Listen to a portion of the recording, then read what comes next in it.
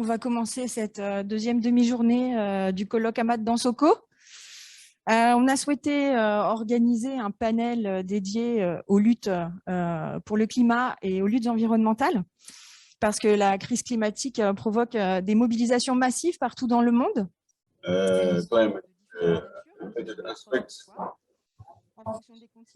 Mobilizing for the climate and the environment in West Africa, levels of transformation. You have seen the involvement of various actors, especially the youth, that is calling for a specific change to tackle climate change. This panel is going to focus on these mobilizations for climate, for the environment, for climate. Un paradoxe, sinon une injustice insupportable, puisqu'il subit violemment les conséquences du réchauffement, alors qu'il ne représente que 4% des émissions de gaz à effet de serre mondiales, comme le démontrent les travaux du GIEC. Ces conséquences, elles sont nombreuses, des températures invivables, Daniel le disait en ouverture, une multiplication d'événements extrêmes, des inondations, et donc une perte de terres arables, une invasion de nuisibles, on pense notamment aux criquets pèlerins qui dévastent les cultures, et donc avec pour conséquence majeure du réchauffement climatique la chute des rendements agricoles et donc des difficultés toujours plus grandes pour les populations à se nourrir. Et puis le réchauffement a aussi pour conséquence la persistance de maladies comme le paludisme et bien d'autres. Donc la pandémie est survenue et en même temps, elle a contribué à ce que les enjeux climatiques soient relégués au second rang, alors qu'elle peut être considérée comme une conséquence du système dans lequel on vit, une conséquence de la surexploitation de nos écosystèmes. Donc, il est urgent de traiter ces questions-là. Mais aujourd'hui, la pandémie pose d'abord l'urgence sociale. Donc, ce qui se pose à nous, c'est le défi d'articuler les luttes environnementales et les luttes pour la justice sociale. Et ce qu'il apparaît, c'est que cette articulation des luttes ne peut se faire sans la participation des classes populaires, des catégories les plus modestes à ces luttes, des catégories de population qui sont en plus les premières impactées par les conséquences du réchauffement climatique. Et donc qu'il est nécessaire d'impliquer dans ces mobilisations et qui ont aussi leur propre capacité à s'engager et à faire bouger les choses.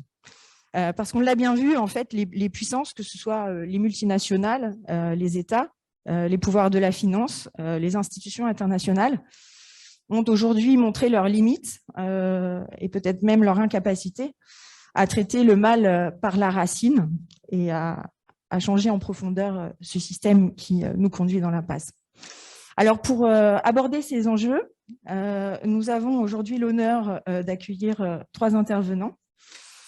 Le premier, Nemo Bassé, qui est architecte et directeur du groupe de réflexion écologique Health of Mother Earth Foundation, OMEF, qui est basé au Nigeria. Nemo Bassé est membre du comité directeur d'un réseau, l'Oil Watch International, qui résiste à l'expansion de l'extraction des combustibles fossiles dans le sud du Nigeria. Il a reçu des récompenses importantes comme le prix Nobel alternatif et d'autres prix. Et il est l'auteur également d'un livre qui s'appelle « To Cook a Continent, Destructive Extraction and the Climate Crisis in Africa and Oil Politics, Echoes of Ecological War ». Donc, on est ravis de vous recevoir aujourd'hui et de vous entendre sur ces questions. Nous avons également Khalifa Ababakar Sarr, qui est ingénieur géomaticien, géographe de formation, aménageur du territoire, qui est également un spécialiste des sciences de l'information géographique et qui travaille dans la gestion des déchets solides et assimilés pour le gouvernement du Sénégal comme responsable national de la cartographie numérique, ou ce qui s'appelle également le SIG déchets.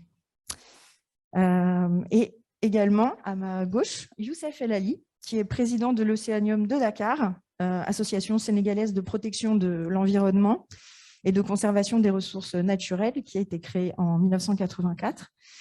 Mais Youssef El Ali est aussi expert scaphandrier, donc un très bon connaisseur des fonds de l'océan et des fonds sous-marins. Et vous êtes le fils de Haïdar El Ali, je me permets de le mentionner parce que c'est un pionnier de l'écologie en Afrique et au Sénégal en particulier, et un pionnier de l'écologie politique qui l'a amené à exercer des fonctions ministérielles au service de la lutte pour le climat et pour l'environnement.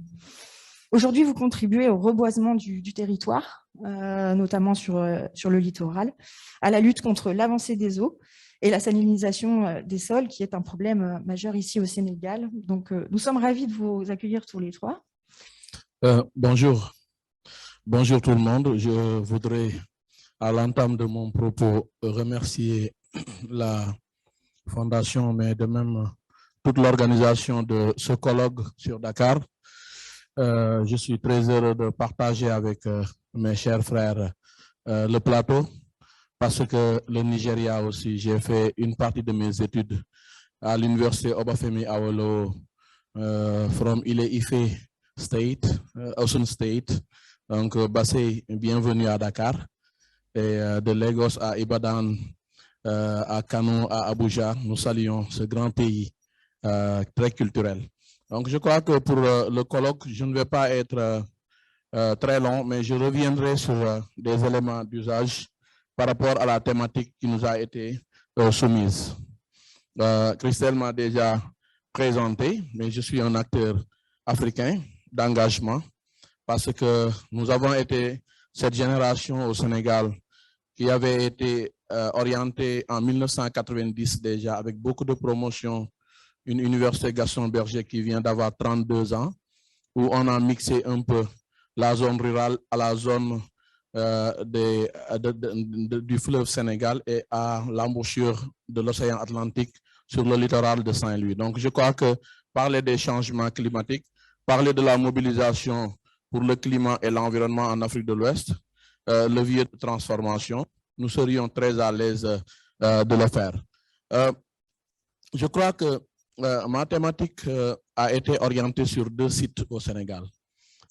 Contribution des systèmes d'information appliqués à la gestion des déchets, parce que la gestion des déchets fait partie aussi des rubriques comme l'érosion côtière, comme aujourd'hui tout ce qui se cache derrière pour influencer la désertification, pour influencer un peu les changements climatiques. Parce que les changements climatiques sont une résultante de l'action de l'homme anthropique, mais aussi de l'action naturelle. Aujourd'hui, les inondations, et il nous faut quand même trouver des remèdes.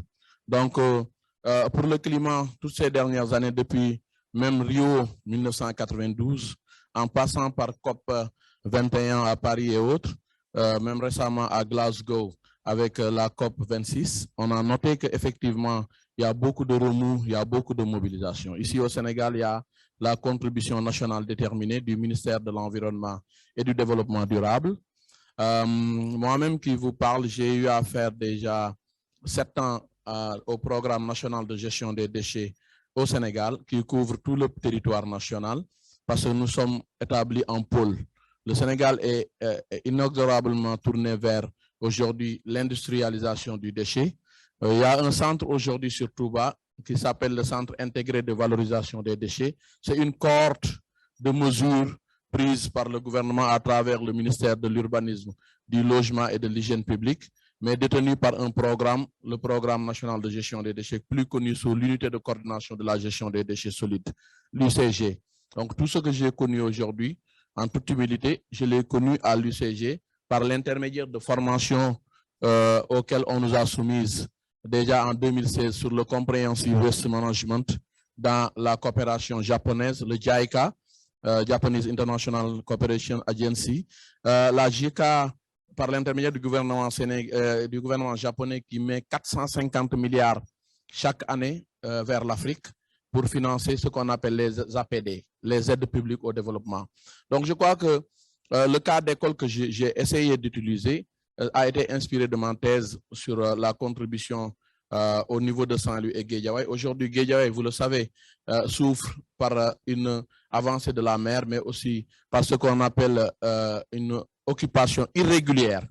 Vous avez vu la bande des filao. Aujourd'hui, on l'utilisait pour mettre beaucoup de déchets solides et assimilés. Je vous le dis, en quittant en 2019 l'UCG pour fonder mon cabinet ingénierie globale africaine avec mon frère Renaud Mendy, nous travaillons sur du réseau distribué. Il y avait déjà 2071 dépôts sauvages sur l'ensemble du territoire sénégalais, sur 6 pôles, ce qu'on appelle les pôles de gestion des déchets. C'est d'abord Thiès, Saint-Louis et Matam. On a aussi le pôle de Diourbel, Louga, etc. Mais aussi les pôles qui sont très connus de la Casamance comme pôle Sud, Ziguinchor, Sédhiou et Kolda. Dans ce cadre, pourquoi j'ai voulu reprendre, parler un peu du dispositif d'ensemble. Le Sénégal aussi dispose de 83 décharges réglementées et sauvages. Donc aujourd'hui, il faut savoir que ces décharges-là devraient être réorganisées pour en fait les organiser afin de produire de la ressource. Vous êtes sans le savoir, nos amis qui sont dans le colloque et qui viennent d'Europe savent que souvent aujourd'hui, une république comme la Hollande vient jusqu'en Angleterre pour acheter des déchets. Quand vous séjournez au Luxembourg, on va vous demander, monsieur, très gentiment, en rentrant, emportez avec vous vos déchets. On n'a pas d'espace où on doit stocker les déchets. Donc, juste pour vous dire que face au climat, face à la résilience que devraient incarner nos pays, on doit quand même nous recréer. Nos pays doivent se recréer parce qu'effectivement, on a été sur l'ancienne méthode. Enterrer les déchets, brûler les déchets avec la pollution. Ça, je crois que ce n'est pas la méthode qui est escomptée. Donc, dans la logique, dans le fil de mon avancement, en 2011 déjà, le Sénégal avait bénéficié pour la mobilisation des fonds au climat de 17 milliards de la Banque islamique de développement. Et ces 17 milliards-là ont été rétablis sur 5 ans pour donner ce qu'on appelle le 3P, le programme prioritaire de propreté, ou bien le programme d'urgence de propreté, le PUP. Et c'est à travers ça qu'on a fondé le programme national de gestion des déchets qui donnait ce que j'étais en train de citer tout à l'heure, une mise à niveau au niveau du Sénégal, une remise en question de nos pratiques qui passaient par des plans opérationnels de gestion des déchets. Parce que pour pouvoir lutter contre un état de fait, il faudrait quand même que l'on planifie nos actions. Et malheureusement, depuis nos indépendances, on n'a pas eu, même les partis communistes, les partis libéraux, etc., ont toujours formé, socialistes aussi, ont toujours formé les hommes, mais ils les ont formés sur des stratégies, mais pas sur une planification durable. Nous, par exemple, moi qui est dans le secteur de la gestion de l'information géospatiale, récemment à Abidjan, j'ai été invité par l'Union africaine pour le 2e forum continental de l'observation de la Terre. Mais on a beaucoup parlé des utilisateurs finaux des déchets, ou bien des données géographiques, j'allais dire, des données géographiques. Pourquoi je le dis? Aujourd'hui, l'Afrique de l'Ouest, par exemple, perd 350 milliards pour l'utilisation de son espace. On n'exploite pas assez notre espace sur le satellite. Mais ce satellite-là peut nous permettre aussi de situer nos ressources, que ce soit les matières ligneuses, que ce soit effectivement toutes ressources qu'on a, même le pétrole et le gaz aujourd'hui. Mais ces objets de planification souffrent en Afrique. Tout le monde dans cette salle comprend le tabou en Afrique. Par exemple, pour faire un bon recensement, vous rencontrez un vieux qui va vous dire que j'ai 2 fils, alors qu'il en a 10. Donc aujourd'hui, on parle au Sénégal de 17 millions d'habitants. Est-ce qu'on n'est pas à hauteur de presque 20 millions d'habitants? Donc pour planifier l'autosuffisance alimentaire, pour planifier, et le déchet est en relation avec tout cela. Parce qu'à Kampala, l'année passée, la Banque mondiale nous avait soumis ce qu'on appelle l'Open City Africa. The Open Cities Africa avait visé 15 villes pour créer ce qu'on appelle les systèmes d'alerte précoce. Parce qu'aujourd'hui, il faudrait anticiper les catastrophes, les risques, the disaster risk management en Afrique.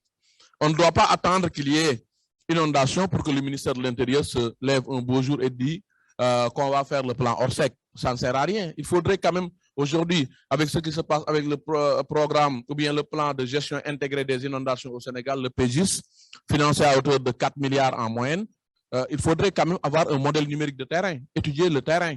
Et tout le monde le sait, au Sénégal, il y a des villes qui souffrent de ce qu'on appelle le ravinement à Nioro-du-Rip, à Fanden, à Malem-Odar. Et ces ravinements-là, même en période d'inondation, peuvent emporter de jeunes enfants. Parce que l'eau, avec sa vigueur, avec l'escarpement de failles, les pentes et autres, si on n'étudie pas correctement le terrain, comme ça se fait à Rotterdam.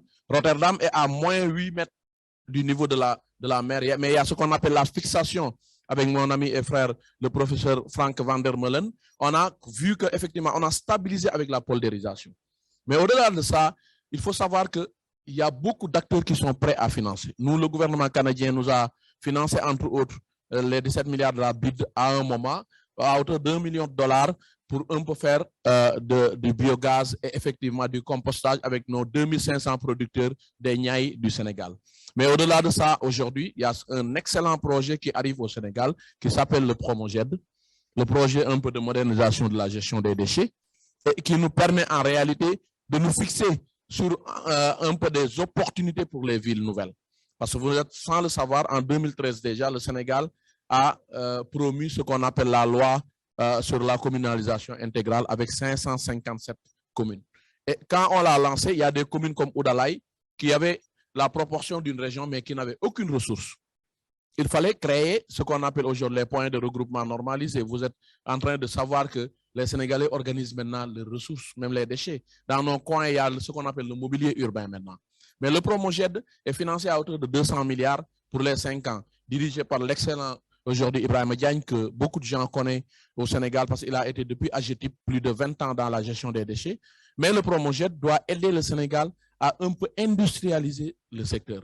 Et pour mobiliser ces fonds, on ne doit pas les mobiliser un peu pour s'asseoir sous nos lauriers et dire qu'on a de l'argent, il faut faire ceci, il faut construire. On a toujours construit en Afrique, mais il faut faire tourner les ressources. C'est pourquoi le plan opérationnel de gestion des déchets vise les couches les plus défavorisées, comme elle était en train de le dire tout à l'heure, comme les conseils de quartier.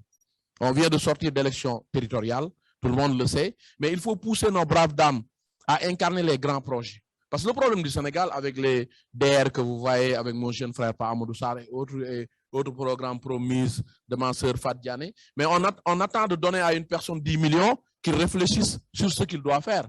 Si c'est un homme, il va doubler la progéniture parce qu'il va rattraper une seconde femme. Si c'est une dame, elle dira que moi, je vais me taper un billet pour Dubaï. Après, bonjour Dubaï, c'est voilà, a Smart City, Big and Cloud. Vous arrivez à Dubaï, vous trouvez voilà, les hôtels et vous allez jouer avec l'argent et l'argent va partir. Mais des projets structurants, aujourd'hui, c'est le retour vers l'agriculture irriguée. Comment vous pouvez concevoir avec ce pan de difficultés qu'on a au Sénégal, de voir des villages qui attendent 9 mois avant l'arrivée de la pluie pour recréer d'autres ressources? Est-ce qu'il n'est pas temps au Sénégal d'aller vers une agriculture encadrée en termes d'irrigation? Par exemple, ça, c'est les financements du climat qui nous font réfléchir dans ce sens. Parce que beaucoup de vide, on en a au pays. Et effectivement, la nature a horreur du vide. Même si vous enlevez aujourd'hui les déchets dans nos villes et que vous ne remplacez pas ça avec de l'agribusiness, mais ça pose problème. C'est pourquoi je venais de Kaolack, où je donnais un cours en économie circulaire le jeudi et vendredi passé. Là-bas, il y a l'UFR des transformations agroalimentaires, le TEA, l'UFR TEA.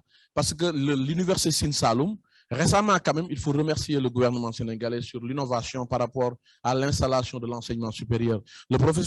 L'excellent professeur ce matin a parlé d'une négligence, c'est vrai, parce que souvent installer des universités sans construire, c'est très difficile pour ceux qui y travaillent. Nous nous sacrifions en tant que souvent professionnels, pas directement académiciens, à descendre sur la LMD pour aider, accompagner certains cours, parce que les cours sur la géolocalisation, les cours sur un peu les pratiques aéronautiques ou autres choses, je crois que ça peut poser de problème pour les académiciens uniquement, mais les techniciens qui en ont 20 ans, 25 ans d'expérience peuvent aider.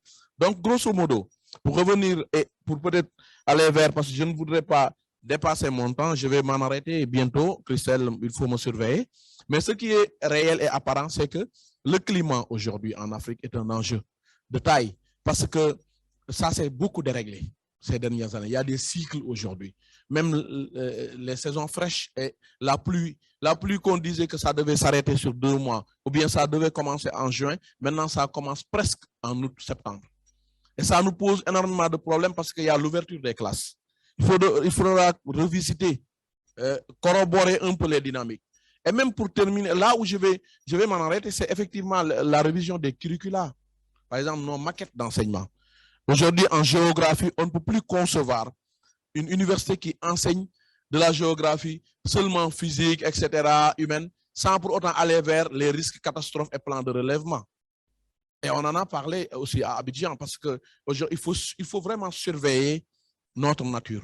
Quand vous allez à l'Université Maryland des États-Unis ou bien l'Université de George Washington, avec la NASA, ils ont promu des programmes qui accompagnent les thèses des étudiants pour orienter vers l'agriculture, mais pour orienter vers aussi la dynamique de développement. Le Sénégal, aujourd'hui, a 17 628 km, dont 583 km d'autoroute après l'autoroute de Mbour-Kaolack.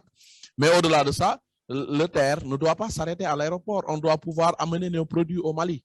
Mais ces problématiques de CEDEAO et autres ne doivent pas nous faire oublier que la dynamique interrégionale aussi, le règlement 14 de l'UEMOA, ça c'est des dynamiques qui ne doivent pas fermer les frontières, mais qui doivent promouvoir entre Africains de l'Ouest, entre Africains du monde et entre aussi habitants du monde, ce qu'on appelle la dynamique du développement qu'incarnait un de mes professeurs, Marito Nyan. Il disait la terre, un seul village. Il faudrait qu'on pense que la terre aujourd'hui est un seul village.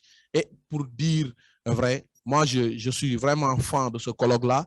J'ai tout fait pour assister à ce colloque, mais je ne l'ai pas regretté. Et j'ai rencontré que des sommités, j'ai rencontré que des personnes responsables, ce qui me fait penser et prier pour mon père, Amad Dansoko, qui nous a inspirés à un moment de notre vie pour des luttes syndicales, parce que moi, à l'université, je suis aussi syndicaliste, chevronné avant de passer sur cela, devenir le 3e président du réseau de notre université et stabiliser un réseau de mentorat qui aide les gens, où on a des groupes un peu partout dans le monde pour aider nos jeunes étudiants à les orienter dans des programmes.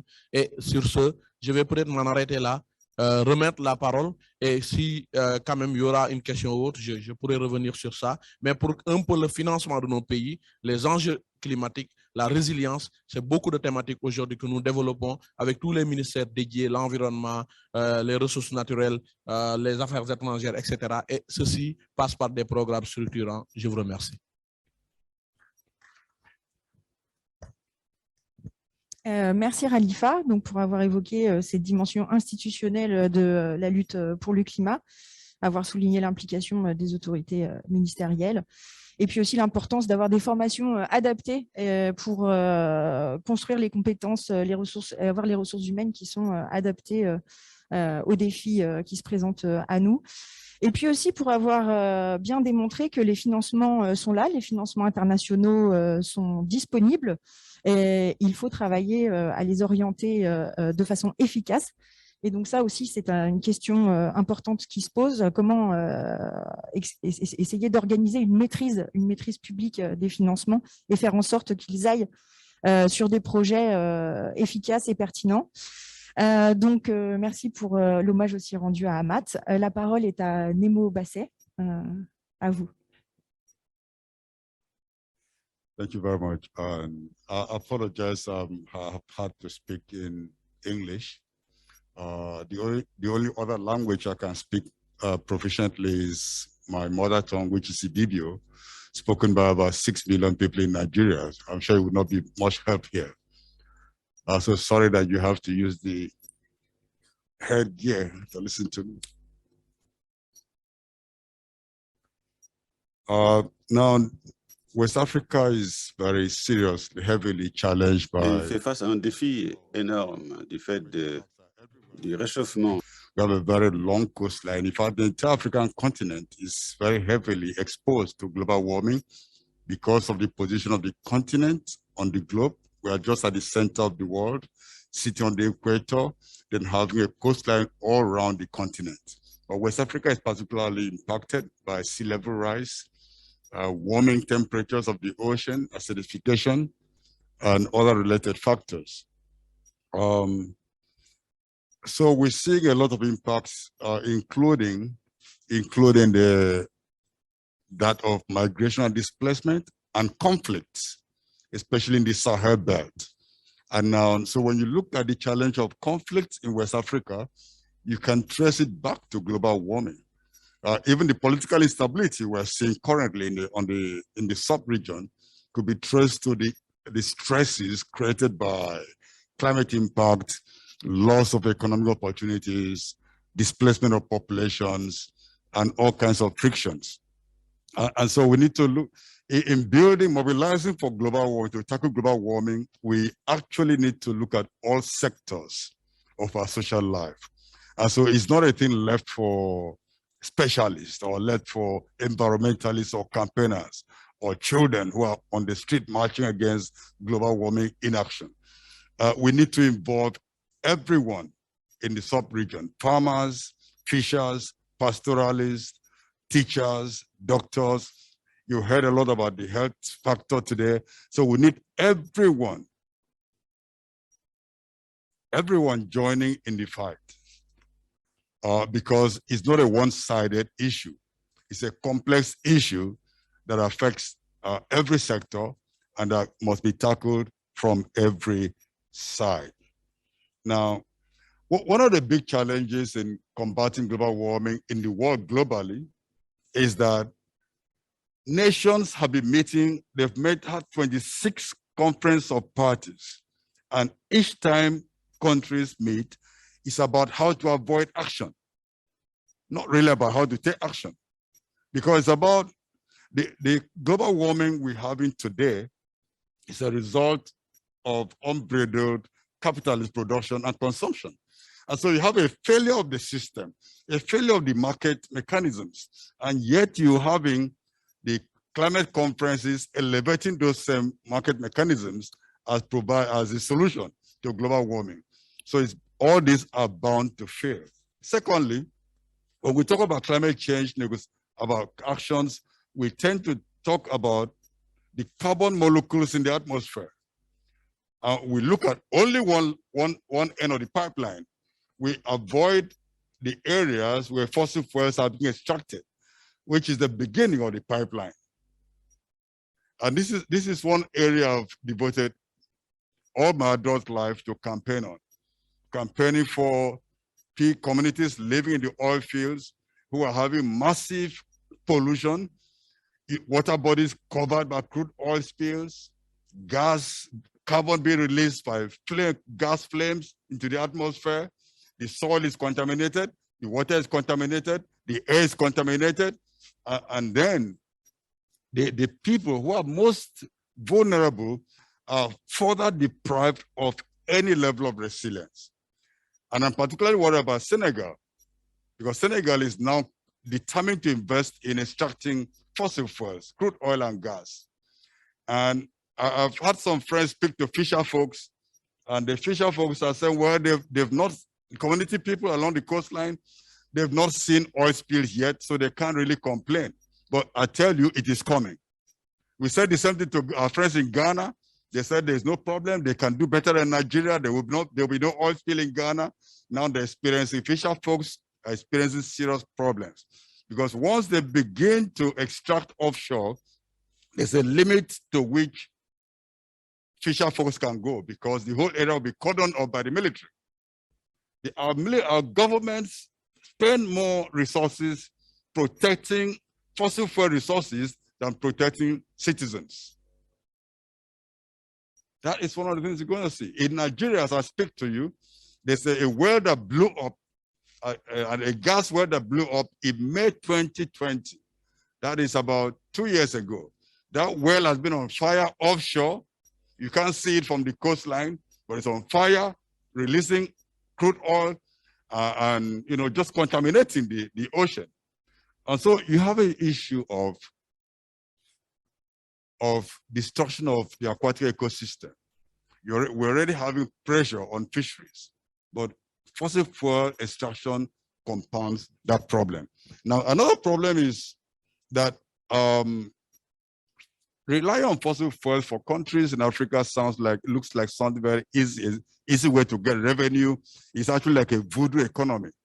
So you just sit down in your government office and then money lands in your bank, in your foreign accounts. But so tendencies that you don't really care what happens on the ground. And this is a big mistake, because the more we contaminate our communities, the more we release the carbon from where it was in the ground, the more we're putting the world at risk. Not just the countries who are enjoying the revenue, but the people, the whole world is at risk. Another area where we're having a lot of issues coming from in terms of global warming is the mode of agriculture that we practice, the colonial agriculture or plantation agriculture. This has led to a lot of deforestation, leads to community displacement, weakens resilience, weakens capacity of communities to defend themselves, reduces biodiversity, and also impacts our health because the food we eat is restricted. The variety of crops we have is restricted. Plantations specialize in certain species, and they're mostly for export, not for local population. Just like industrial fishing is feeding fish meals rather than feeding populations. Yeah, so now I would like to just focus a bit on how the United Nations Framework Convention on Climate Change is failing the world and failing Africa and failing West Africa particularly. Now, over the years, the negotiations have shifted, especially since Copenhagen in 2009. Negotiations have shifted from requiring binding emission reduction, that the rich industrialized nation should cut emissions more at source and also do the most to support vulnerable nations to build resilience. But since Copenhagen, the binding emission reduction was stopped. We had the Copenhagen Accord, which transformed into the Paris Agreement, which is celebrated around the whole world. The Paris Agreement is a big threat to our security and to our safety, and I'll tell you why. Number one is that the basic anchor of the Paris Agreement is what is called nationally determined contributions. So nations decide what is convenient for them to do to cut emissions. And at COP26, before COP26, the IPCC, which is the Intergovernmental Panel on Climate Change, did show that if they add up all the volunteer emission reduction from different countries, the world is aiming for 2.7 degrees Celsius temperature increase above pre-industrial level. Now, during COP26, there were some new pledges, so that was reduced to 2.4.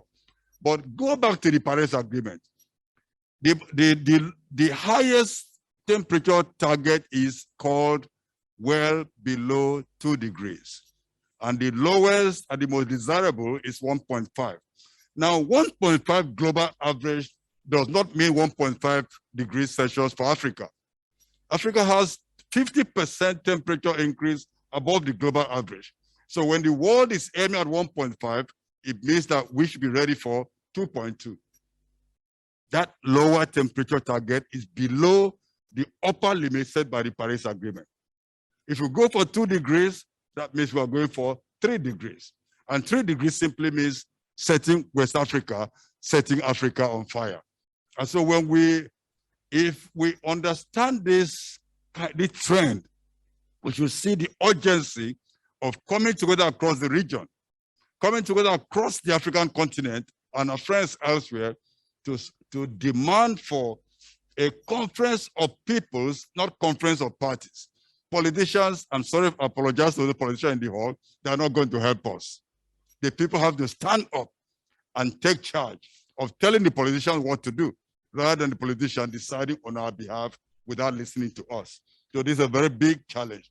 Now, I begin to round up, but let me just tell you how sad the Glasgow Climate Pact really is. If you read that document, the outcome of COP26, you find that the document says that climate justice is only important for some people in the world. Now, that is absolute nonsense. Because the UNFCCC, the framework for the negotiation itself, had as a cardinal point climate justice called the common but differentiated responsibilities, which means we all have to do something, but those who created the problem should do more. That is the principle of climate justice. And that is the basis of the negotiation, but that is being thrown out of the window. And yet our politicians still go there and come back celebrating that they've got a good agreement that does not recognize that those who created the problem most should solve the problem is not a good solution at all. Now, in terms of the national determined contribution, some countries in Africa itself has contributed less than 3% of the global stock of greenhouse gases in the atmosphere. Europe contributes about 30%, North America about 30%, Africa less than 3%. And so what, in a very funny way to look at this. Sometimes I ask some countries, what emissions are you cutting when you are not even emitting anything? But nevertheless, we have to do something because we're all responsible, that one way or the other. But you know, the major polluters should do the most, and they should also take historical responsibility, which means there's a climate debt being owed the global south. Those who took the 80% of the carbon budget and exposed the world to the risk today should recognize the fact that there's a debt that's being owed. And if that debt is recognized and paid, there'll be no need to talk about climate finance. Since Copenhagen, there was a promise of $10 billion for climate finance per year until 2020, when it was to become $100 billion, and that money is not available. But trillions are spent on warfare, destroying nations, destroying capacity to resist global warming. So it's not a question of lack of resources, like we heard this morning. When COVID happened, quickly a lot of money was raised and people corporation became richer while the poor became more exposed. So it's not a question of lack of resources, it's a question of the political will to know that we are all on this blue planet and we have a common destiny. If action is not taken, it's not only West Africa that will be on fire. Human beings and other mammals and other big animals are simply going to be wiped out from the planet. And the planet can do without people. So what should we do? Number one, suggestion. I know we're going to hear about very beautiful solution. But you know, one of the things we should do is to stop extracting fossil fuels. Now, this may not happen overnight. It's either we plan to slow down and stop dependence on petroleum products, on gas, on coal, or we're going to have to do dramatically when we hit the tarmac. As somebody said before, the Stone Age did not end because there were no stones. And so the petroleum age would not end because there's no petrol. There will be petroleum, but it's going to be stranded. Nobody's going to need it. In fact, in the coming decades, all the internal combustion engine vehicles elsewhere will be shipped to Africa. So Africa will be the junkyard for unwanted technologies. Is that what we want in West Africa? No. It's not what, so we have to begin now to shift. And finally, we are here in Dakar, and I'm always very happy to come to Dakar. But from Dakar to Djibouti in East Africa, there's a plan to build the Great Green Wall. Now, the Great Green Wall is something that African countries should emphasize on and build. And it doesn't require external technologies. It requires the use of indigenous species and indigenous knowledge.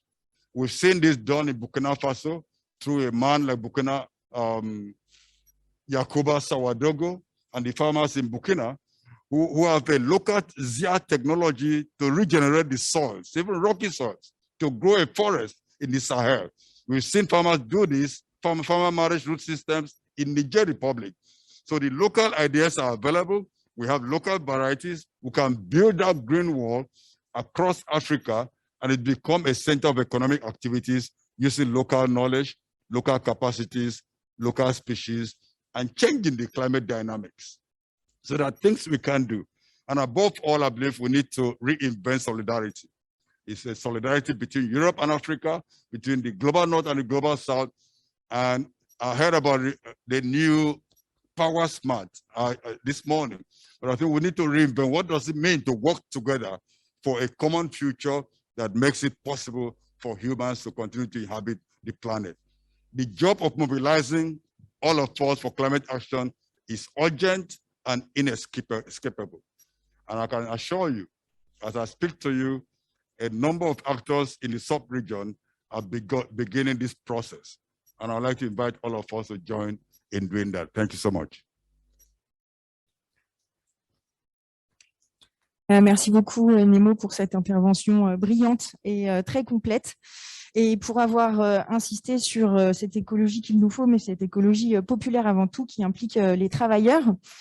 Et puis aussi pour avoir rappelé toutes les conséquences gravissimes of all the consequences of naturelles du sol et du sous-sol, une question que le Nigeria connaît bien et qui résonne ici avec ce que le Sénégal vit, puisqu'il s'apprête à extraire avec des plateformes offshore du gaz et du pétrole, qui va mettre certainement en péril des ressources halieutiques déjà très amoindries par la surpêche, et qui pose également la question de la survie de populations entières qui vivent grâce aux revenus issus de la pêche. Donc la question, c'est comment impliquer les travailleurs, comment s'organisent-ils, comment soutenir leur lutte.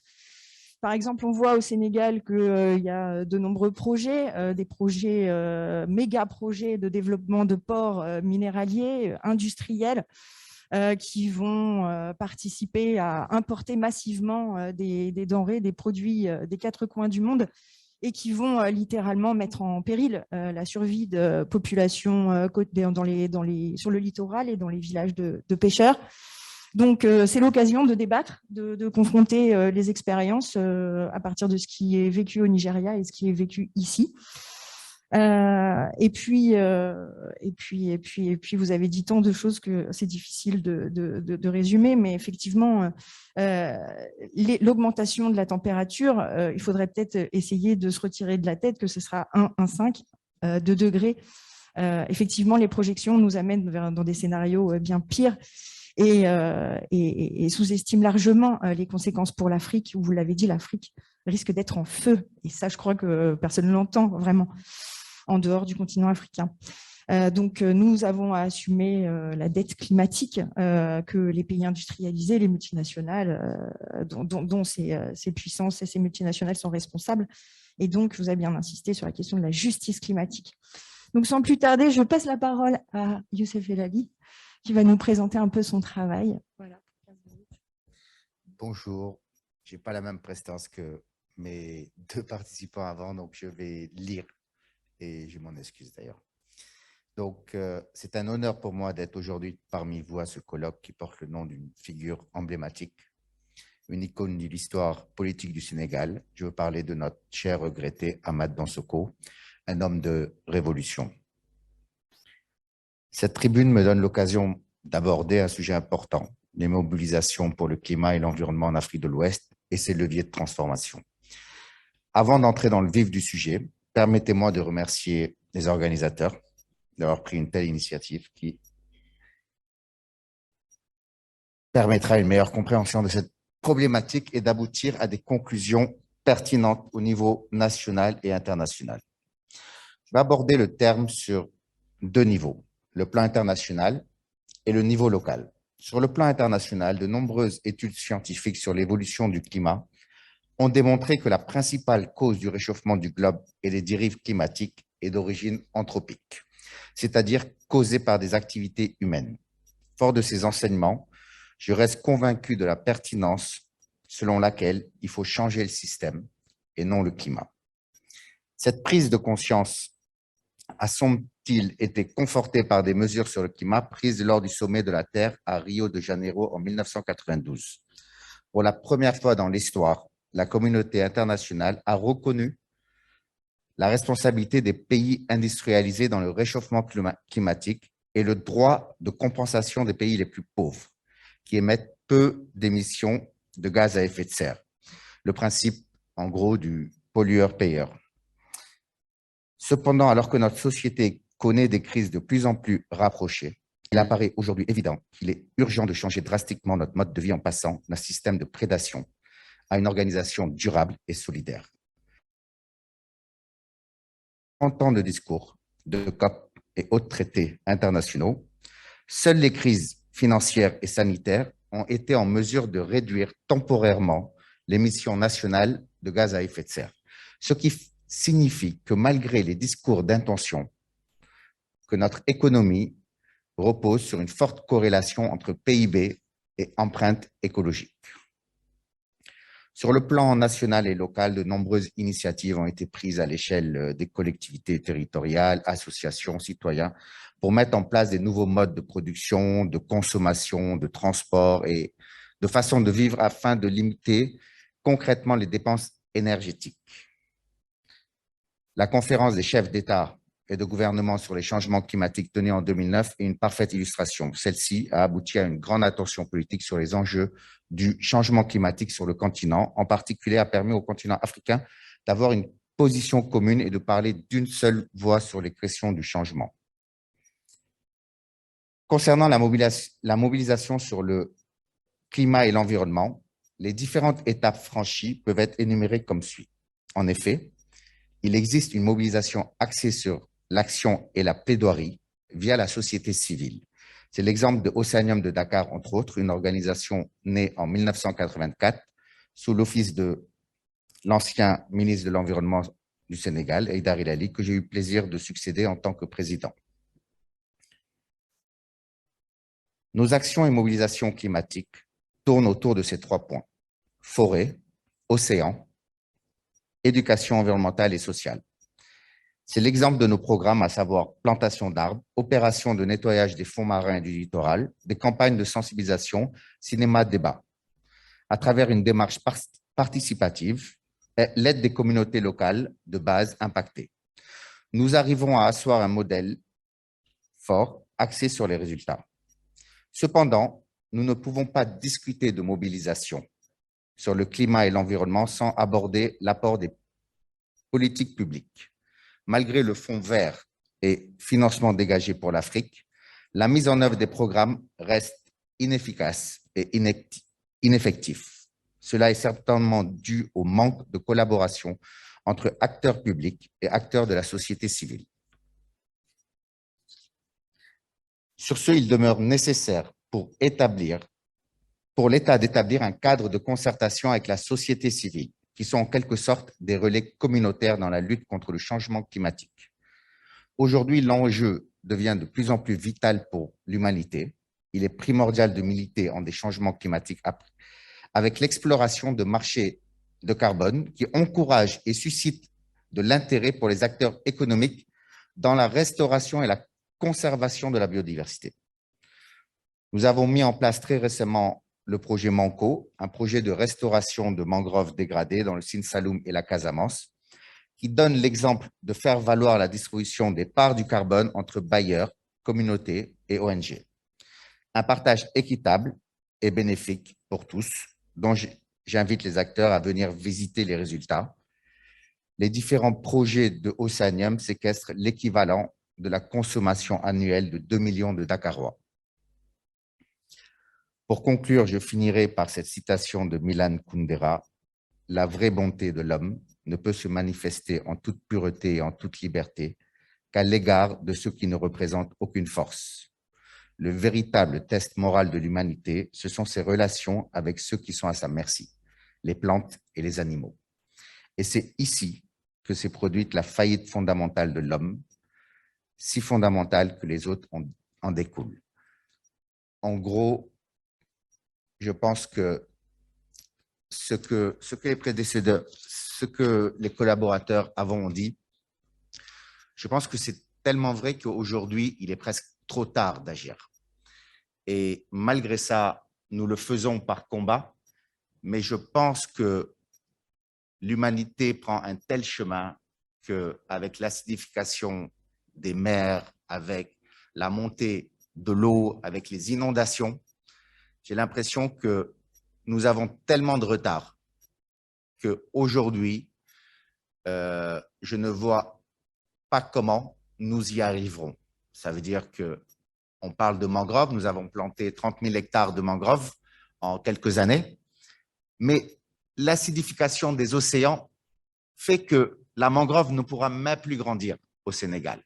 Nous allons les perdre. Et qui parle de perdre les sols de mangrove parle de salinisation des sols. Qui parle de salinisation de sols rend l'agriculture impossible. Donc, je pense qu'aujourd'hui, les solutions on n'a pratiquement plus de solutions. Et malgré cela, on continue d'exploiter les ressources. Et donc, je pense que, franchement, en tant que président d'une association qui a réalisé les 2 plus grands projets de carbone, de séquestration de carbone au monde, j'ai presque envie de vous dire qu'on n'a plus de solution en réalité. Et que je ne sais pas où on va. Donc, je vous remercie pour votre attention. Bon, alors bien sûr, après ça, c'est difficile de rebondir. Merci pour avoir souligné cette urgence, cette situation qui nous conduit droit dans le mur. Mais bravo pour les efforts que vous faites malgré tout. Ça montre quand même que si on y va droit dans ce mur, on peut malheureusement encore tenter, enfin, on peut heureusement encore tenter des beaux projets pour qu'on arrive à vivre dans des conditions encore acceptables. Alors, qui veut prendre la parole pour nous ouvrir des perspectives peut-être plus optimistes? Je vois 2 mains levées, donc prioritairement, je donnerai la parole à mademoiselle. Simplement aussi, j'en profite pendant que le micro arrive pour peut-être revenir sur un point, le marché carbone, puisque Nemo nous a dit que c'était une stratégie des capitalistes pour se retourner, trouver des nouvelles opportunités financières et économiques. Parce qu'eux, ils ont bien compris que de toute façon, notre monde est perdu, mais il faut tirer les marrons du feu. Donc, en bon opportuniste, ils arriveront à toujours sauver leur mise. Donc, pour vous, le marché carbone, ce n'est pas une solution, c'est à rejeter. Et puis, par contre, pour vous, Youssef El Ali, ça peut représenter une opportunité pour lancer des projets qui peuvent donner des résultats positifs, qui permettent vraiment d'apporter des solutions aux problèmes. Donc, c'est un aspect du débat qui peut être approfondi. Vous avez un micro, madame? Bonjour et merci pour l'organisation. Je me présente, je suis Aïcha, étudiante en Master 2 et spécialiste en esthétique de l'environnement. Ce matin, le professeur Khan a parlé d'une chose importante, le fait de décloisonner les sciences et de permettre aux sciences sociales aussi d'intégrer l'aspect environnemental sur leur recherche. Et je remercie aussi M. El Ali et je salue aussi l'engagement. En parallèle, je suis fondatrice d'une association dénommée Action pour l'environnement qui est à l'UCAD. Mais comme vous l'avez dit, la situation est un peu catastrophique et M. Diagne a parlé d'engagement des filles et ce n'est pas évident. Ouais. C'est parce que sociologiquement, on nous dit que la femme a une place. Et cette place, peut-être on n'a pas encore intégré les questions environnementales. Et pour être bref sur les actions, de manière très simple et au quotidien, limiter nos déchets. Moi, je me dis que ce n'est pas le recyclage qui va être la solution miracle, non. Parce que lorsqu'on recycle, on est obligé de mettre aussi des gaz carbone. Et aussi pour la transition, comment dirais-je, de l'électricité, je me dis que ce n'est pas les panneaux solaires qui vont sauver l'Afrique. Parce que l'Afrique n'a pas les moyens de créer ces panneaux solaires. On est obligé de les importer. Donc, on va aussi consommer du carbone.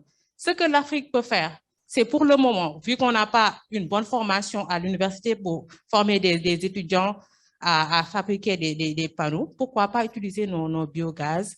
Et aussi le matin, quand on sort de la maison, on essaie de couper tout ce qui consomme de l'électricité et qu'on n'en a pas besoin. Le soir aussi, même chose au bureau, à la maison, et limiter la consommation et aussi prôner la marche si on le peut. Je crois que ce sont ces 3 petites solutions. Et ne minimisons pas nos efforts parce que nos efforts individuels peuvent faire 40% de la baisse des émissions de CO2. Ne disons pas que ce sont juste les industriels qui polluent le plus, donc on ne va rien faire. On va les inciter à polluer moins en essayant de bien faire. Merci. Merci. Maguey, donc tu as un micro, c'est parfait. Merci beaucoup. Je voudrais faire un commentaire après avoir félicité les 3 collègues qui ont parlé, parce que c'est un problème extrêmement important qui est abordé cet après-midi. Et je voudrais commencer par la satisfaction que j'éprouve en écoutant mon collègue géographe, de voir que dans la réforme des curricula, on intègre de plus en plus, surtout en géographie, on sort des sentiers battus, la géographie humaine, la géographie physique, pour intégrer de nouvelles questions sur lesquelles les étudiants devraient être avertis très tôt. je dirais même à la licence 3. Avant d'aborder leur master, il faudrait qu'on les sensibilise, mais par une approche de caractère holistique, comme on a eu à le faire à l'Université Cheikh Anta Diop de Dakar, à l'époque où j'étais directeur de la réforme universitaire. Ici à l'UCAD, j'avais salué les initiatives qui ont été prises entre le département de géographie et le département de géologie. Tout comme on avait pu percevoir à l'époque l'importance de cette approche interdisciplinaire et pluridisciplinaire, je dirais aujourd'hui qu'il est temps qu'on intègre davantage d'autres aspects, notamment avec l'Océanium. Et ça me permet de rebondir sur l'Océanium, puisque j'ai été invité il y a quelques mois de cela, à peu près 2 mois, par la Fondation Konrad Adenauer et l'Océanium, pour voir un film d'une très grande puissance de sensibilisation autour des questions de l'environnement et de l'écologie. Et j'avais dit dans mon intervention à l'époque qu'il était important que ce film soit le plus massivement diffusé pour faire prendre conscience aux populations de l'intérêt qu'elles ont à être acteurs dans les processus qui sont enclenchés par des forces totalement aux antipodes des décisions, somme toute, minimes des gouvernants. Parce que de Rio à maintenant, il y a eu énormément de résolutions qui ont été prises, mais dont l'application laisse à désirer, puisque les principaux concernés ne sont pas du tout informés de l'ampleur de la tâche et de la nécessité d'une reconversion des mentalités de ce point de vue. Je plaide donc pour que, peut-être, je ne sais pas si ça existe, je pose la question, qu'il y ait une relation beaucoup plus directe, disons, entre ce que fait l'Océanium, ce que font les géographes dans une approche inter- et pluridisciplinaire, pour que de la synergie des actions puisse naître un courant qui va dépasser largement ce que les gouvernements peuvent faire. Parce que tant qu'on n'aura pas donné aux populations l'occasion de comprendre qu'il s'agit du futur de l'humanité, je crois qu'on risque de faire chou blanc.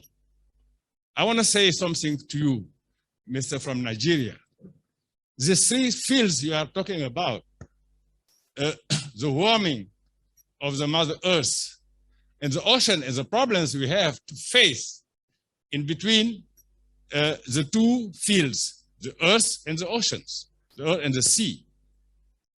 I don't know how we can let people know really that they are a very important interest to know about the problems in which fields and try to get together and face the problems and the solution maybe they have to propose to the government. I don't know. I'm not so pessimistic like he says already, but I'm sure that we can try to get something more efficient in the battle of preserving the earth in connection with the oceans. Thank you very much. Merci. Merci beaucoup, Maguey. Alors, monsieur, là, je vais vous donner le micro, ça sera plus simple. Et tout au fond. Donc, si on peut faire déplacer le micro au fond, là-bas.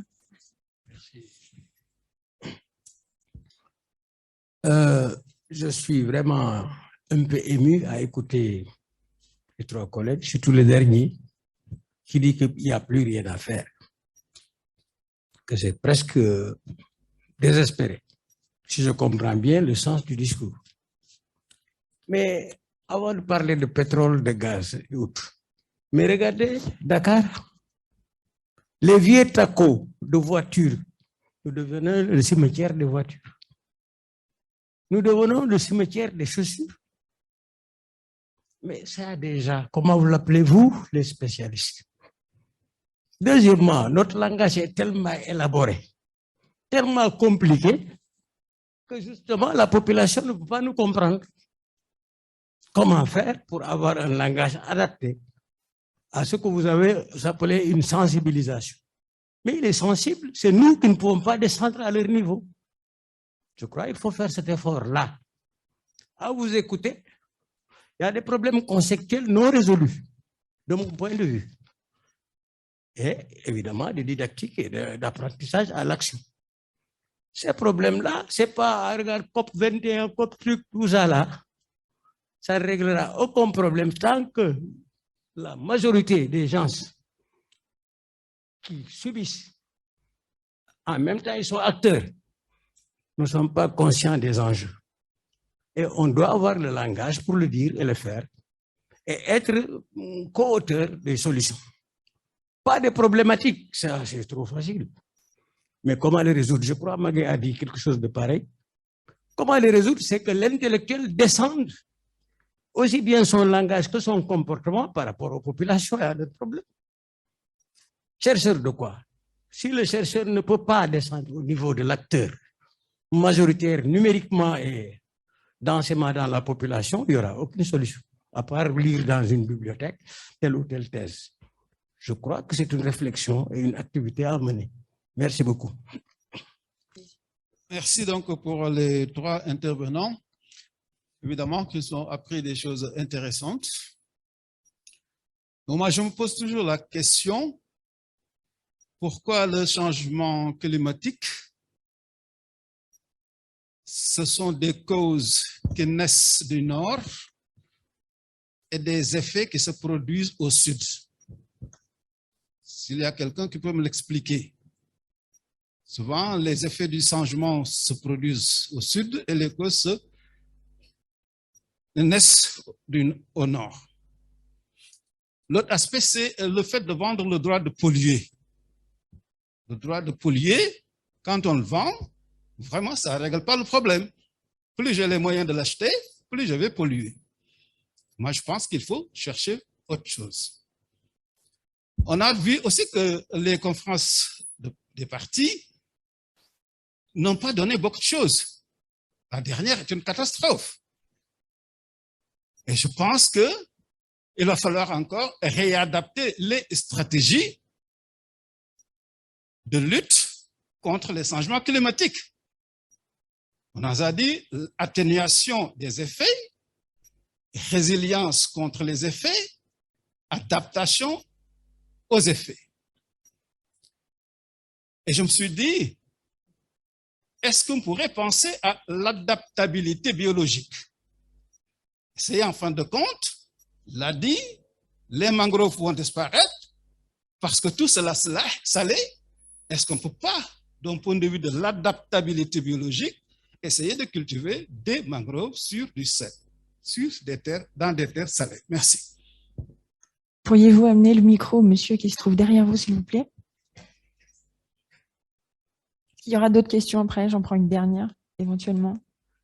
Ok, Fahim. Merci beaucoup. Je m'associe aux remerciements pour l'organisation de colloque et aussi pour les trois interventions, communication que nous avons eues tout à l'heure. Bon, je pense qu'il y a un problème que vous avez posé et que aussi les intervenants ont posé. Et je pense que le problème peut se résumer autour de deux concepts. L'anthropocène et capitalocène. Parce qu'au fond, qu'est-ce qui est à la base aujourd'hui des problèmes d'environnement? Est-ce que c'est un problème de l'homme uniquement ou un problème de modèle socio-économique? Et je pense que ce que M. Aïda Ali, je pense, montre en fait que le problème, ce n'est pas un problème d'homme. C'est plus un système qui aujourd'hui exploite toutes les ressources et surtout depuis la mise en œuvre d'une politique néolibérale qui a démarré déjà dans les années 70. Et de plus en plus, l'exploitation des sols, l'exploitation des terres, l'exploitation même des humains est en train aujourd'hui de détruire toute la terre et de rendre la terre invivable. Donc le problème, ce n'est pas un problème de corriger ou d'essayer de corriger ce que le modèle capitaliste et néolibéral est en train de détruire, mais c'est surtout comment changer de modèle. Parce que vous avez dit, votre conclusion, c'est que c'est impossible. Quand c'est impossible, ça veut dire que nous devons changer complètement de modèle. Parce que ce modèle dans lequel nous sommes ne nous permet plus vraiment, du moins réunir les conditions pour que la vie devienne de plus en plus difficile, compliqué et même certains vont jusqu'à dire qu'il y a une menace d'une 6e extinction. Donc, je pense que ce qui est important aujourd'hui, y compris dans la conception de nos États, la conception de nos villes, la conception de nos espaces d'aménagement, etc., tout ça doit être pensé. Et si je prends l'Afrique, en tout cas, tout doit être pensé en rapport avec les forces sociales qui ont intérêt à vivre de manière, comment ça s'appelle, en tout cas, un épanouissement. Au lieu de vivre sous la domination des forces du capital, c'est comment, avec les forces qui ont intérêt à ce que les choses changent fondamentalement, que ce soit au nord comme au sud, comment construire, comment penser et construire ensemble, n'est-ce pas, des dynamiques qui remettent en cause le système dans lequel nous sommes et qui aujourd'hui, comme le montre, je pense, le CNM, en fait, il est impossible de faire quoi que ce soit. On aura beau acheter, comment ça s'appelle, ou vendre, ou acheter, en tout cas, des droits de polluer, ça ne changera rien du tout. Plutôt, on va s'enfoncer. Donc, je pense que l'approche qui semble être, en tout cas, la plus intéressante aujourd'hui, ou en tout cas, qui semble nous orienter vers quelque chose qui va nous permettre d'être dans un environnement vivable et épanouissant, c'est effectivement lutter contre le modèle capitaliste, et particulièrement dans sa dynamique néolibérale. Et ça, c'est combattre le capitalisme parce que là, on voit qu'en réalité, les causes de nos problèmes, fondamentalement, c'est le capital, c'est pas autre chose. Et je pense que l'histoire des financements, cela pose d'ailleurs l'histoire des financements, effectivement, de la lutte contre les changements climatiques, comme l'histoire des financements de l'éducation nationale, comme on en a parlé ce matin. C'est-à-dire toute la privatisation et la marchandisation du monde, en fait, c'est ça qu'il faut combattre. Et maintenant, comment penser, avec qui penser, pour qui penser, je pense que ça doit être maintenant plus une dynamique collective et à la base, avec en tout cas les populations à la base, avec les forces sociales qui sont intéressées. Je pense que c'est surtout ça qu'il faut développer. Merci beaucoup. Merci, monsieur. Donc, il y avait, voilà, cette fois, on va y arriver. Monsieur, et ensuite, Fahem, c'est les 2 dernières questions que je prendrai pour pouvoir donner la parole aux intervenants pour les conclusions. Voilà. Merci. Moi, je voudrais partager un peu l'expérience que nous avons au sein du Parti de l'indépendance du travail sur ces questions-là. Ça fait, durant les 20 dernières années, que nous avons sérieusement commencé à réfléchir sur ces questions de climat. Mettez bien le micro devant la bouche, monsieur. OK. Donc, je pense que ça va passer mieux. Et nous avons avancé jusqu'au point où nous avons intégré cela dans notre programme et dans les statuts du parti. Mais au fond, je pense que c'est plus profond. Je pense que c'était juste la surface des choses. La grande question, comment transformer la société et préserver la planète? Je pense que nous, les communistes, n'avons pas encore de réponse. Mon ami Ousseinou a parlé du capital, c'est vrai, à la logique capitaliste, mais à la logique productiviste. Le socialisme du siècle passé, par exemple, comme le disait Lénine, c'était le plan et l'électricité, la production.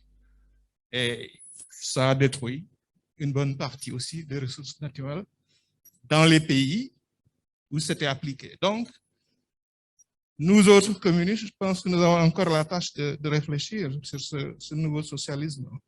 Il peut ne pas être écologique en même temps. Merci. Voilà.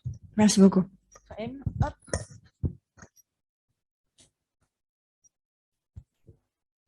Merci. Je voudrais remercier les 3 intervenants pour avoir éclairé nos lanternes sur ce sujet très, très important. Je voudrais poser une question, mais d'abord, je voudrais rappeler quelque chose qui est le protocole de Montréal. Quand on avait éliminé de l'industrie les CFC qui causaient la destruction de la couche d'ozone. Et maintenant, presque 40 ans après, grâce aux instruments spatials des satellites, on a découvert que la couche d'ozone commence à se reconstituer. Donc, on peut être un peu optimiste. Même si le constat il est tragique, moi, je voudrais poser une question à nos 3 intervenants et rebondir sur ce qu'avait dit le monsieur sur la question de l'adaptabilité. Est-ce qu'il ne faut pas concentrer les réflexions et les investissements sur comment s'adapter à ces situations qui, d'après vos interventions, et nous allons la vivre et on ne pourra pas éviter ce choc contre le mur. Donc, est-ce qu'il ne faut pas orienter plus la réflexion sur comment s'adapter à ce nouveau climat que nous allons subir, nous, les pays du Sud, surtout? Merci.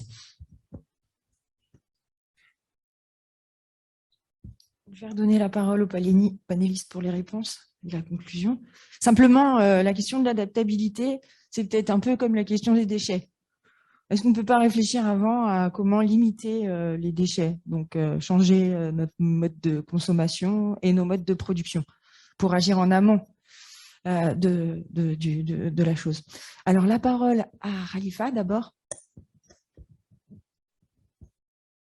Merci beaucoup. Thank you very much. With your question before I tackle the others, adaptation strategies in our environment. This was taught to us at the university. I received. Lui, quand nous voyons comment peut-être le berger peut s'adapter pour survivre dans la vallée du fleuve Sénégal entre le côté du Waalo ou bien le côté du Djeri seront l'assèchement par exemple des sols ou bien la salinisation à Fatick. Ça, c'est des questions d'adaptation, mais de résilience. Mais ça doit se résoudre à travers ce qu'on appelle le marketing territorial, mais aussi la mobilisation sociale. Aujourd'hui, nous avons un problème dans nos types de pays. Il faut savoir parler aux gens avec des messages concis, mais des messages qui sont très indicatifs. I'm really happy to get the message from Murtala Mohammed Airport when I was in Nigeria by Virgin Nigeria Airways to see the small and the short message, keep the airport clean, garder l'aéroport propre. Ça, c'est des messages, mais au Sénégal, ce qu'on a constaté, c'est que la gestion... What we have noted in Senegal is waste management is to be connected with behavior. Behavior is nothing but a reflection of education. When you are... De baisser son vitre et de jeter les clémentines sur la VDN, ça, c'est pas une question de... C'est une question d'éducation aujourd'hui. Moi, j'ai fait 7 ans à l'UCG. Je considère ceux qui travaillent à Mbebes comme mes collaborateurs. Mais les questions liées au climat, il a parlé des conventions, que ce soit de Kyoto, de Montréal, de Cotonou, de Marlow, la convention de Marlow, sur beaucoup d'aspects, que ce soit les produits ligneux en haut ou bien sous le sol. Mais effectivement, il faut qu'on se prépare. Aujourd'hui, il faut qu'on aille vers la précision. Mes chers compatriotes du monde, conduire un terre, ça ne va pas avec répondre le téléphone. Ça ne va pas avec jouer, s'arrêter quelque part pour prendre des arachides, etc. Il faudrait qu'on soit pragmatique dans notre manière de faire. Moi, pour la gestion du climat par rapport à la gestion des déchets, mes 8 mois au Japon avec le professeur Matahoji de Fukuoka University, j'ai appris une chose. Il a 70 ans, il ne sait pas parler anglais. Mais ce que Fukuoka sait, c'est qu'il a théorisé le biogaz. Et il a écrit énormément, même j'allais dire une tonne de livres sur ça. Aujourd'hui, Amagasaki City, qui est une petite ville au Japon, est autonome en énergie. Je crois que, pour nous résumer, on est sans savoir que ces types de colloques sont extrêmement importants parce que ça nous permet aussi de simuler les méthodes. Parce que le Japon qui reçoit 189 nationalités, c'est comme un peu Emirates qui emploie 65 000 personnes. Je crois qu'il est temps que ce monde-là brise les confins et qu'on passe à une réalité de gestion inclusive, participative et élaborative. Je vous remercie. Thank you so much for those comments and questions. There are a lot to learn from the comments and a lot to reflect on. One of the sentences I'm taking home with me is the description or the phrase about the symmetry of shoes. I think I'm going to write a poem on that, because in many of our cities, you find symmetries of shoes on the sidewalks, and they're like the informal supermarkets. The other question the question I really want to comment on is about between the ocean and the land, the relationship. And in fact, this cuts across many of the things we discussed this afternoon. Because the mangrove is also at the intersection of the land and the ocean. And the mangroves provide the breeding grounds. The mangrove in this region provide the breeding ground for the fish in the entire, not just in the Gulf of Guinea, but all the way down to Angola. So when we lose our mangroves, well, it's affecting almost all the countries along the coastline of Africa. And where I come from in the Niger Delta in Nigeria, the mangroves being lost, not necessarily by sea level, it's lost by industrial activities, by canalization by oil companies. It's also being lost to oil pollution, because the roots of the mangroves get suffocated. They breathe, when the low tide comes, the roots are exposed and they breathe through the pores on the roots.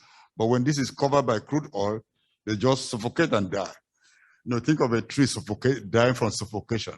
That's what happens to mangroves when there is oil spill in the swamps or in the coastal, in the water bodies where they're living.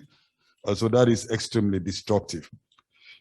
But another threat that we have and we should worry about is the rise of the blue economy. We heard about the green economy and people just hear the terminologies and we don't interrogate what is the component of the green economy. Now, what is coming up is the blue economy. And the African Union describes the ocean as a limitless space. The ocean is not limitless, for goodness sake. The planet Earth is not limitless, it's limited. So if the Earth is limited, the ocean is limited. But the African Union describes the ocean as a limitless space for economic activities. So when you have that kind of wrong notion or wrong understanding of a thing, all the solutions are going to be wrong. The same with the statement that Africa has a right to develop by using fossil fuels. Now, of course, we have a right to commit suicide. No, but I think that's illegal. Suicide is not legal. But people have a right to do many things. But if you do know that a thing is destructive, exercising that right is certainly not correct at all. And so I think what we should be proud of is to bring out the solutions to the global problem that we have. And we do have the solutions. And so I believe that human beings are so flexible and adaptable that destruction is not inevitable if we can do something about it. And that is the challenge, to do something about the situation. One of the things we can do is to support our small-scale farmers. Small-scale farmers, they use 30% of global resources in their countries, and they feed 70% of the population of the world. They do this by maintaining the health of the soil. A healthy soil captures carbon, it says sequesters carbon. A healthy soil produces healthy food, and a healthy food produces a healthy population and a cool planet. I mean, this sounds romantic, but it's the truth. And so by our governments investing in industrial agriculture, rather than investing those who are actually feeding the world, I think it's a wrong way to go.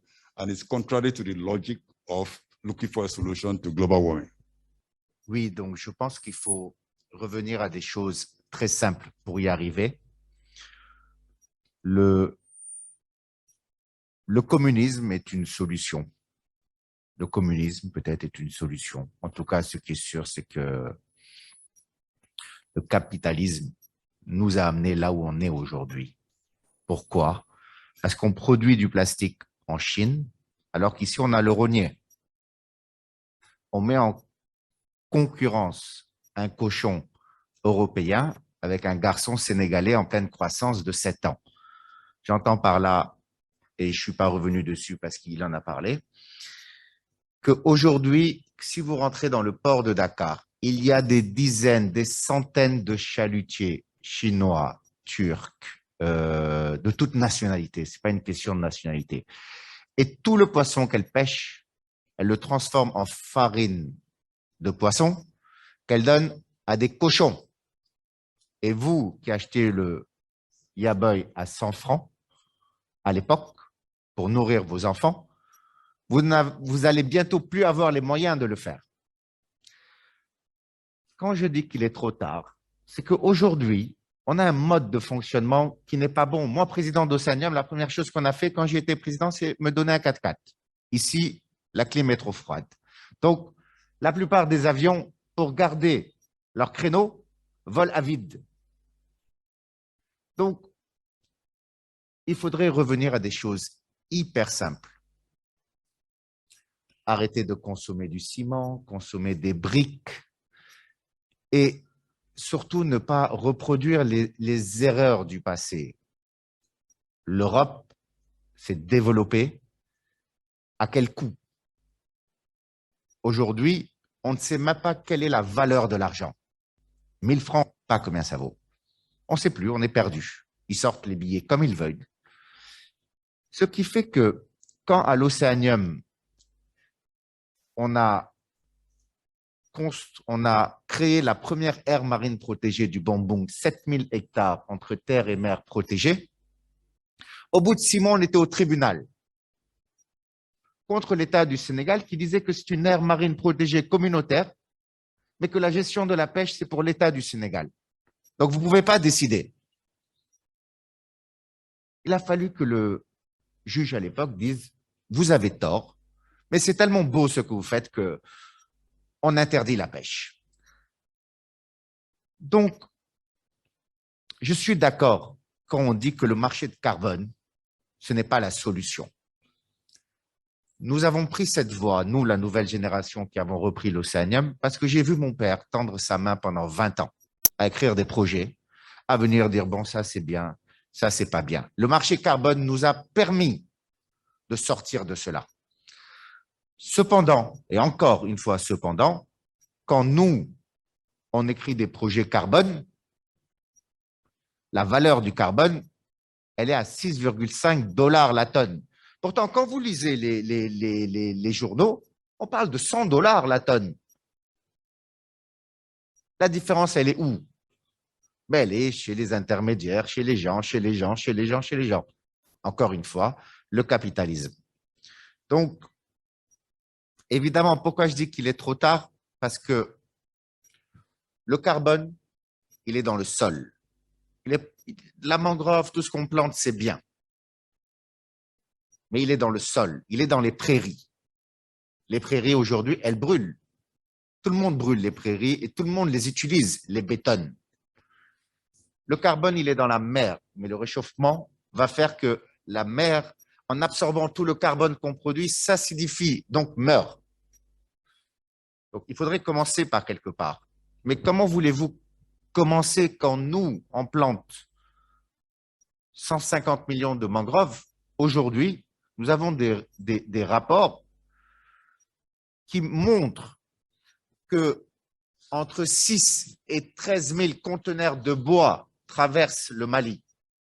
Nous avons contacté la douane sénégalaise qui dit « mais ça vient du Mali ». On leur dit « mais il y a des fausses CITES ». Ils ont dit « oui, mais ça vient du Mali, ce n'est pas notre problème ». Ce bois, il va où? Il va en Chine.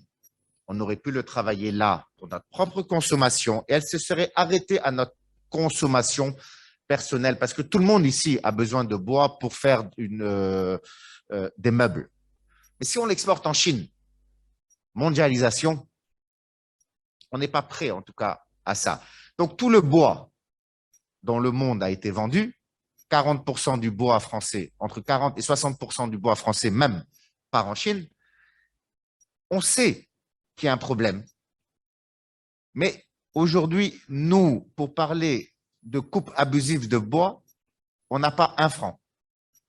Et il y en a qui viennent pour nous dire planter des arbres. Donc, même quand on le fait, bon, on le fait, mais il y a toujours un problème, en fait, en réalité. Chaque fois qu'on a une solution, on a un problème. Évidemment, le marché du gaz, pollueur, payeur, c'est n'importe quoi. Mais au fait, on ne sait même plus finalement où partir, dans quel sens.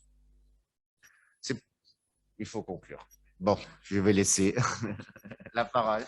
Merci. Voilà, c'est très difficile de vous couper la parole, mais malheureusement, on est tenu par des délais. Je voudrais vraiment vous remercier à vous trois pour votre participation et vos propos qui ont été très forts. On aura l'occasion d'approfondir plusieurs des questions que vous avez abordées dans les panels demain sur les questions économiques, financières